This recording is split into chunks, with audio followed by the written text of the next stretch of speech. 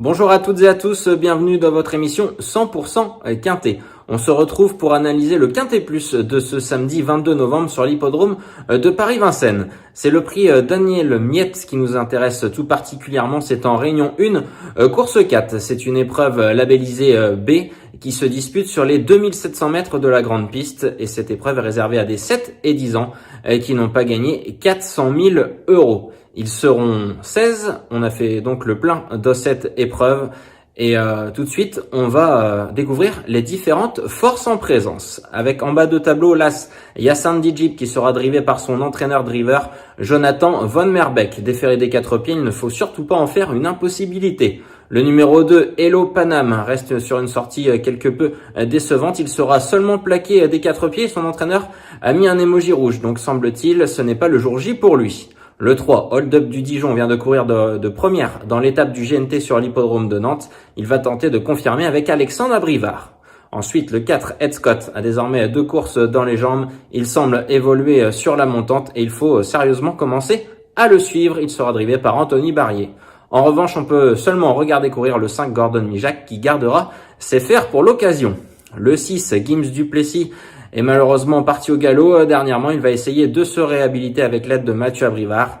Inred sera drivé pour l'occasion par Jean-Michel Bazir. Il s'est montré impérial récemment au sprint et va tenter de confirmer sur la longue distance. Le 8, Indusval, vient d'effectuer une semi-rentrée sur l'hippodrome de Mons. Sans ambition, cette fois il en aura plus en étant déféré des 4 pieds. Et comme de coutume dans cette configuration, il va certainement donner son maximum. Le 9, Indy Dark, difficile de faire sans lui. Lui qui donne toujours son maximum, il déçoit très rarement. Le 10, Harrison Duplessis avec Eric Raffin, c'est le second atout de Philippe Boutin. Il a joué de malchance dernièrement, ne pouvant trouver le passage dans la phase finale.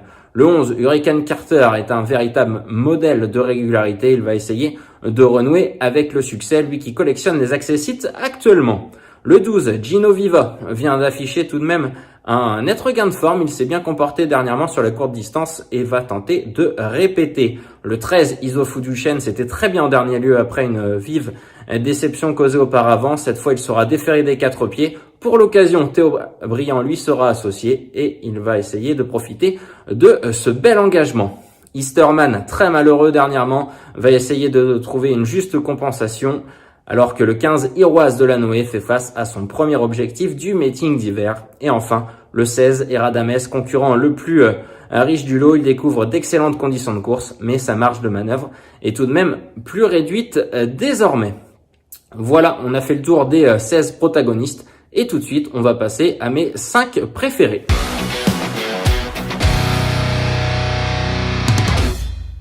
Passons désormais à mes 5 préférés dans ce prix Daniel Miette. Alors, j'ai décidé de faire confiance au numéro 15, Iroise de la Noé. Elle vient d'effectuer une excellente course de rentrée courant de première au second plan. Elle trottait une 12-6 sur 2850 mètres et ce jour-là, c'était le tout bon Joshua Tree qui s'imposait. Donc une course de rentrée très encourageante. Ici, elle sera plaquée des antérieurs et déférée des postérieurs, faisant face à son premier objectif du meeting. Et elle retrouve un parcours où elle excelle. C'est notre statistique puisqu'elle a pris part à 6 courses sur les 2700 mètres de la grande piste pour 3 victoires et 2 places, 83% de réussite sur le podium pour elle, donc sur les 2700 mètres de la grande piste. Robin Lamy va pouvoir adopter toutes les tactiques avec cette jument qui est capable d'aller au train, tout comme d'attendre. On va la revoir dans le prix du Gâtinais, c'était à la mi-mai. Il faut remonter plusieurs mois en arrière, mais ce jour-là, elle s'était rapprochée en progression et ensuite elle ne s'était inclinée que tout à la fin face au bon Ulysse Digeo. Donc une valeur qui lui confère une toute première chance théorique. Et on se souvient que l'année dernière, c'était une prétendante pour le Grand Prix d'Amérique. Donc Iroise de la Noé, je pense qu'elle ne devrait pas taper loin pour cette première course visée durant le meeting hivernal. Ensuite, je fais confiance au numéro 13, Isofu Duchesne, qui sera drivé pour l'occasion par Théo Briand. C'est l'entraînement de Julien Lemaire. Alors c'est un cheval qui avait causé une vive déception l'avant-dernière fois, alors qu'il était parti à la cote d'égalité, mais il a brillamment remis les pendules à l'heure dans le prix d'Arcachon. On va revoir cette tentative, c'était le 4 novembre. Ce jour-là, c'était une course de remise en confiance. Il a longtemps patienté, mais sa fin de course était excellente. Cette fois, il sera déféré des 4 pieds et c'est justement la statistique que l'on met en évidence ici. 15 courses pour lui dans cette configuration avec 7 victoires et 5 places, soit 80% de réussite sur le podium. Isofou Duchesne va retrouver une distance qui lui convient parfaitement. C'est un cheval qui est extrêmement dur et à mon avis, il fait partie des sérieux postulants à la victoire également. Donc ce numéro 13, Isofou Duchesne. Ensuite, je fais confiance à un modèle de régularité qui est le numéro 11, Hurricane Carter. C'est un cheval qui est de santé assez fragile, mais son entourage a toujours géré de main de maître sa carrière. Il l'est présenté à bon escient et dans sa musique, on compte très peu de fausses notes. Hurricane Carter déféré des 4 pieds, ce qui sera le cas ici. C'est 5 courses pour lui, 1 victoire et 3 places, 80% de réussite dans les 3 premiers. On va le revoir lors de son avant-dernière tentative. Alors qu'il était déféré des 4 pieds, c'était le prix Ovidius Naso le 28 septembre sur l'hippodrome de Vincennes toujours. Et son comportement était excellent. Il était seulement devancé par Horatius Della avant de récupérer ensuite la 2e place après enquête. Mais il livrait une nouvelle fois une performance de premier choix. Il peut adopter toutes les tactiques, aller devant, attendre. Il est très pratique et Hurricane Carter va encore donner son maximum. Sa place est clairement sur le podium avec l'aide de Johan Le Bourgeois qui le connaît par cœur. Autre concurrent qui met son cœur sur la piste, c'est le numéro 9, Indy Dark, la drive de Benjamin Rochard et l'entraînement de Jean-François Marie. C'est un chic cheval qui connaît très peu de fausses notes comme Hurricane Carter et dernièrement il s'est très bien comporté. C'était dans le prix d'Argentan le 8 novembre, donc une course toute récente et ce jour-là c'était une course un petit peu bloquée. Il s'était retrouvé ligoté au sein du peloton mais sa fin de course était excellente, échouant de très peu pour le succès. Indy Dark donc avec un parcours un petit peu plus fluide et éventuellement plus de rythme peut tout à fait rivaliser avec ses adversaires. Notez que ce jour-là il était muni d'œillères descendantes pour l'occasion, certainement son entourage va effectuer les mêmes réglages ici. Donc Indy Dark, on peut une nouvelle fois compter sur lui pour terminer dans la bonne combinaison du quintet. Et enfin, en bout de combinaison, j'ai fait confiance au numéro 10, Harrison du Plessis, pour l'entraînement du Vendéen, Philippe Boutin, et la drive d'un autre Vendéen, c'est Éric Raffin.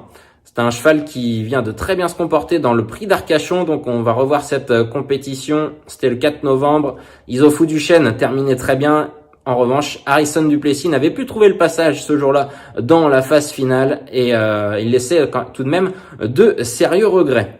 C'est un cheval qui, lorsqu'il est présenté déféré des 4 pieds, déçoit très peu et son entente avec Éric Raffin est excellente. 18 courses ensemble pour 5 victoires, 11 places, soit 89% de réussite dans les 5 premiers. Donc Harrison du Plessis a pas mal d'atouts dans son jeu. Peut-être est-il plus saignant sur 2100 mètres, mais il a déjà prouvé son aptitude au long parcours à Éric Raffin de lui concocter le bon parcours. Voilà pour mes 5 préférés et on récapitule.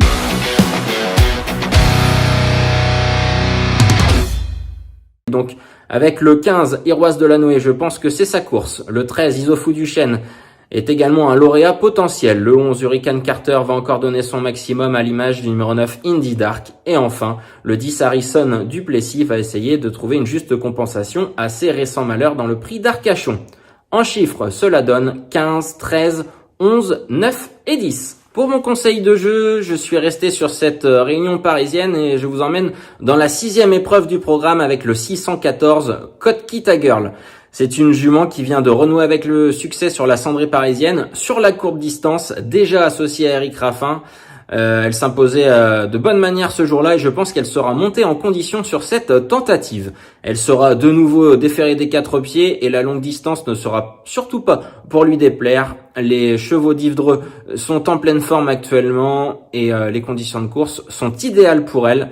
À mon avis, Code Kita Girl est largement capable de remettre le couvert avec Eric Raffin et la passe de 2 est à sa portée. Donc ce sera mon conseil de jeu pour cette réunion à Vincennes, le 614 Code Kita Girl. Voilà, c'en est terminé de cette émission. Je n'ai plus qu'à vous souhaiter d'excellents jeux à toutes et à tous.